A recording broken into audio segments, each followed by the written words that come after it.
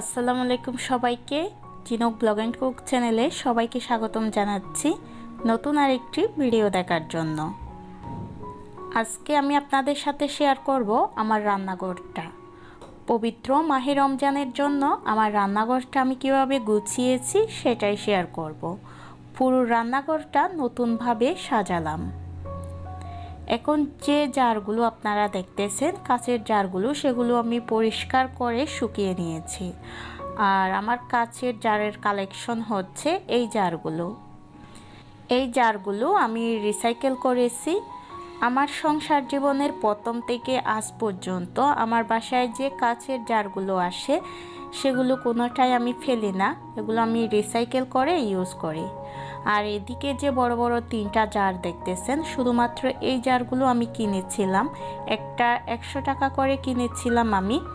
যেহেতু মরিচ গুঁড়ো, হলুদ গুঁড়া আর ধনিয়া গুঁড়া এগুলো আমরা বাসায় তৈরি করে স্টোর করে রাখি, তো বড় কিছু জার প্রয়োজন ছিল আমার, তাই এই 3টা জার কিনেছি।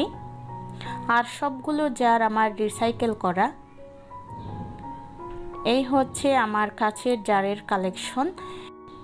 এগুলো আমি সবগুলা ধুয়ে শুকিয়ে নিয়েছি, এখন জায়গা মতো গুছিয়ে রাখ। আর আজকের ভিডিওতে আমি কোনো ক্লিনিং পার্টস রাখি নাই, শুধুমাত্র রান্নাঘরটা কিভাবে গুছাচ্ছি সেটাই শেয়ার করেছি।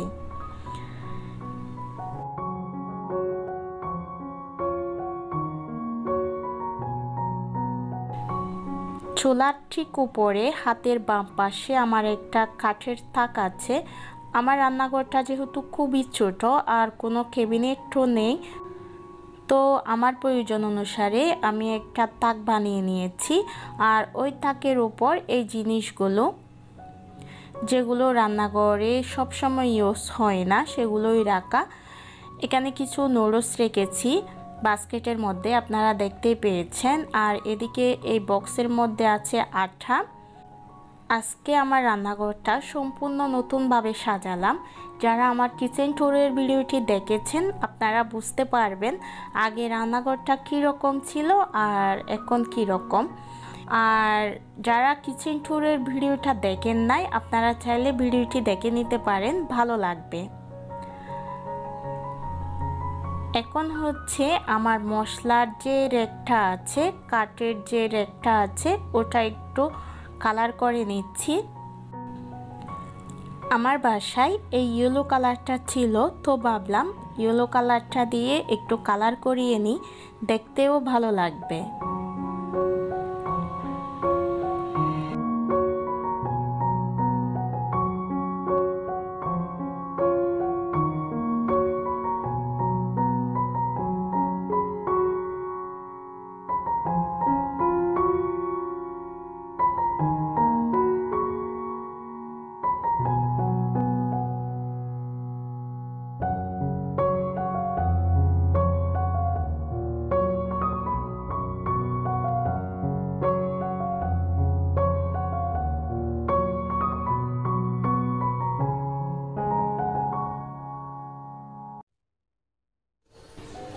রেকটা কালার করার পর ভালোভাবে শুকিয়ে নিয়েছি আর গুছিয়েও নিয়েছি।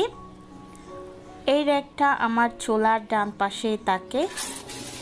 তো সামনে যেহেতু মাহে রমজানে আমরা রান্নাঘরে যখন কাজ করি তখন আসলে অনেক জায়গার প্রয়োজন হয়। আমার রান্নাঘরটা যেহেতু ছোট, তাই এই রেকটা আমার কাজের সুবিধার্থে এখন এই পাশ করে রেখেছি। আর একটা মানি প্ল্যান্টও দিয়েছি এখানে দেখার সৌন্দর্যের জন্য। ভিডিও করার পর এখান থেকে সরিয়ে নেব, কারণ রান্নাঘরে গাছ রাখলে এটা নষ্ট হয়ে যায়। এই যে জায়গাটা আমি খালি করে রেখেছি, চুলার পাশের জায়গাটা।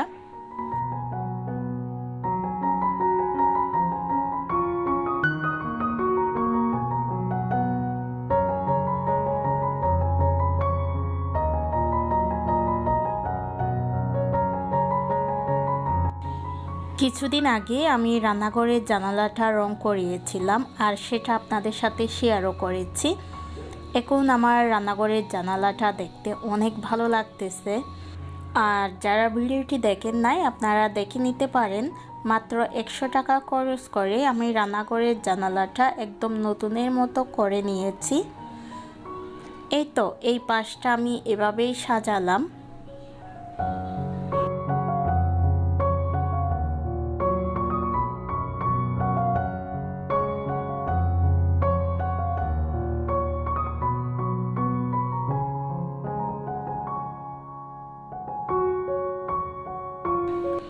মাহে রমজানের আরও কয়েকটা দিন বাকি আছে।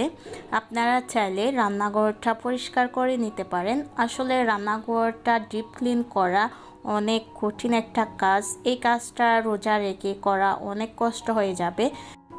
তার জন্য আমরা রোজার আগে এই কাজগুলো করে নিতে পারি, যাতে রোজার সময় আমাদেরকে আর এই কাজগুলোতে হাত না লাগাতে হয়।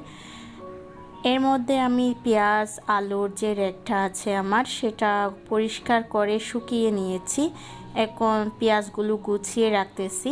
এভাবে পেঁয়াজ গুছিয়ে রাখলে আপনার অনেকগুলো পেঁয়াজ অল্প জায়গার মধ্যে আপনি রাখতে পারবেন। তো যেটা বলছিলাম, আপনারা চেষ্টা করবেন কাজগুলো রোজার আগেই কমপ্লিট করে নেওয়ার জন্য, যারা আমার মতো একা হাতে কাজ করেন। আর যাদের বাসায় হেল্পিং হ্যান্ড আছে তাদেরটা অন্য কথা। আর রান্নাঘর কিভাবে আমি পরিষ্কার করি সেটা আজকে শেয়ার করলাম না, কারণ ডিপ ক্লিন আমি আপনাদের সাথে অনেকবার শেয়ার করেছি। তাই আজকে শুধু কিভাবে গুছিয়ে রাখি সেটাই শেয়ার করতেছি। তো বন্ধুরা, আমি জানি না আমার আজকের এই ভিডিওটা আপনাদের কাছে কেমন লাগবে। যদি ভালো লাগে প্লিজ একটি লাইক দিতে ভুলবেন না। আর যারা এই ধরনের লাইফস্টাইল ব্লগ পছন্দ করেন, এই ধরনের ভিডিও পছন্দ করেন, আপনারা চাইলে আমার চ্যানেলটি সাবস্ক্রাইব করে রাখতে পারেন। আর যারা অলরেডি সাবস্ক্রাইব করে ফেলেছেন, আপনাদের সবাইকে অসংখ্য ধন্যবাদ জানাচ্ছি। আর হ্যাঁ, ভিডিও সম্পর্কে কোনো মতামত থাকলে আপনারা কমেন্টস বক্সে কমেন্টস করে জানাতে পারেন। আপনাদের কমেন্টসগুলো পড়তে যেমন আমার ভালো লাগে, তেমনি রিপ্লাই দিতেও অনেক বেশি ভালো লাগে।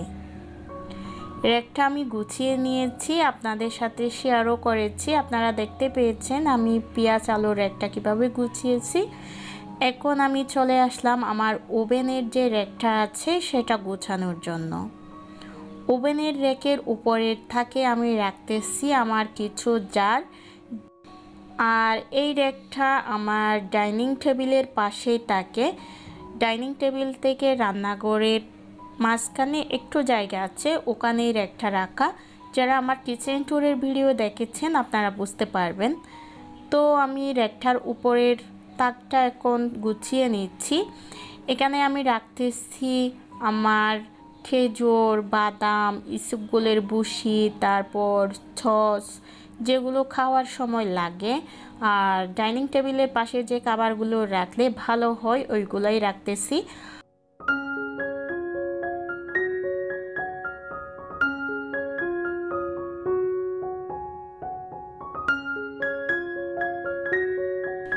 এই পাশের জায়গাটা খালি রেখেছি। এখানে আপনার রুয়াবজার জার, তারপর চিনি, ট্যাং এগুলাই রাখবো। রমজানে যেহেতু শরবত তৈরি করতে হবে প্রতিদিন, তাই এই জারগুলো আমি এদিকে রাখার জন্য জায়গাটা খালি রেখেছি। এই তো উপরের তাকটা এখন এভাবে সাজিয়েছি। রমজান আসার আগেই আমি চেষ্টা করতেছি আমার ঘরের যে কঠিন কাজগুলো আছে সেগুলো করে রাখতে। রান্নাঘর ডিপ ক্লিন করা অনেক কষ্টের একটা কাজ, তো আমি রান্নাঘরটা ডিপ ক্লিন করে নিয়েছি। আপনারাও চেষ্টা করবেন এই কাজটা করে রাখতে। দেখবেন রমজানের সময় এই কাজগুলোতে আর হাত লাগাতে হবে না। তাছাড়া আমি ঘরের আরও অনেকগুলো কাজ করে নিয়েছি।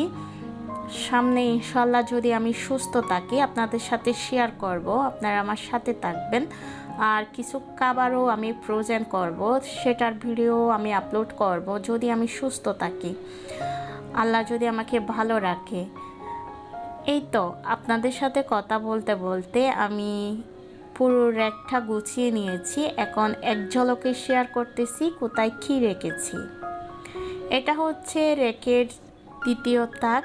দ্বিতীয় তাকে আমি ওভেনটা রেখেছি, আর ওভেনের উপর রেখেছি ফলের ঝুড়ি। অবশ্যই এখন ফলের ঝুড়িতে কোনো ফল নেই। আর উপরের তাকটা কীভাবে সাজিয়েছি সেটা তো ডিটেলসে শেয়ার করেছিলাম। তো বন্ধুরা, এই ছিল আমার আজকের ভিডিও। যারা এতটা সময় ধরে আমার সাথে থেকে আমার ভিডিওটি দেখেছেন সবাইকে অসংখ্য ধন্যবাদ জানাচ্ছি। আর ভিডিওটি ছেড়ে যাওয়ার আগে অবশ্যই ভিডিওতে একটি লাইক দিয়ে যাবেন। আর হ্যাঁ, অনেকে আমাকে কমেন্টস করে জানান এই র্যাকটা আমি কোথায় থেকে কিনেছি। এটা আপু আমি বানিয়েছি। আপনারা যদি কেউ তৈরি করতে চান, বানাতে চান, তাহলে স্ক্রিনশট নিয়ে বানিয়ে নিতে পারেন। তো সবাই ভালো থাকবেন, আবারও বলতেছি সুস্থ থাকবেন। আল্লাহ হাফেজ, আসসালামু আলাইকুম।